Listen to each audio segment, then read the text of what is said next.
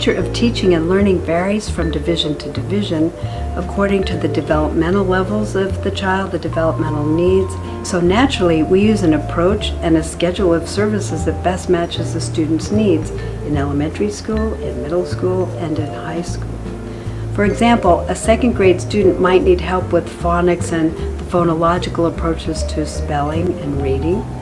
Whereas in high school, we may have a student who needs help with note-taking in class, writing an essay, structuring their extended essay, and taking IB.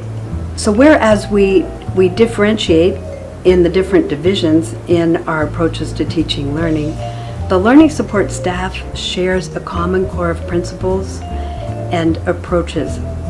The most important is that any data that we collect in the referral process is shared with parents.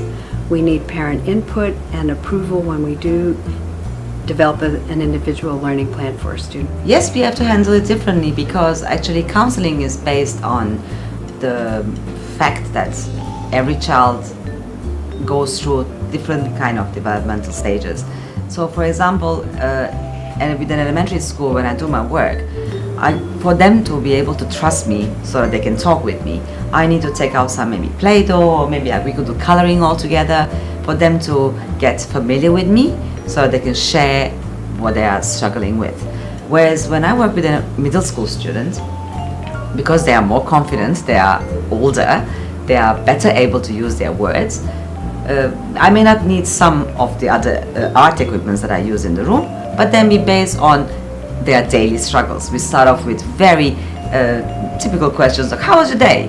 And then if they trust me enough, then, which normally they do, they will slowly open up and tell me about how they feel about school, about their parents or siblings, or the struggles that they're going through. We work very closely with middle school students on individualization, because at this age, students do not like to be singled out. And the reason is this, again, one factor is for them the reason being coming from different countries and cultures, but the second thing is that they are approaching their teenage years, or their preteens or already teenagers, and they do have hormones going haywire. They do not really know how to handle their emotions. So if you single out a child or a student, they feel very intimidated. Then they may actually close up and they may not share their struggles with you.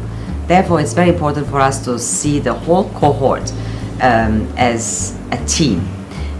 We always talk about empathy. We always talk about looking after one another, so that as a group of friends, they can help one another. Students generally want you to guide the sessions.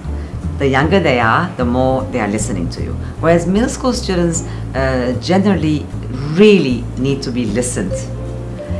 So, which is what we always emphasize, the importance of active listening in school. Being teacher or staff or even a parent, we always say, please listen to your children. It is so important because they want to be heard. So with the middle school students, we do more listening than talking, whereas with the elementary school students, we have to guide them through as to how we come about their problems.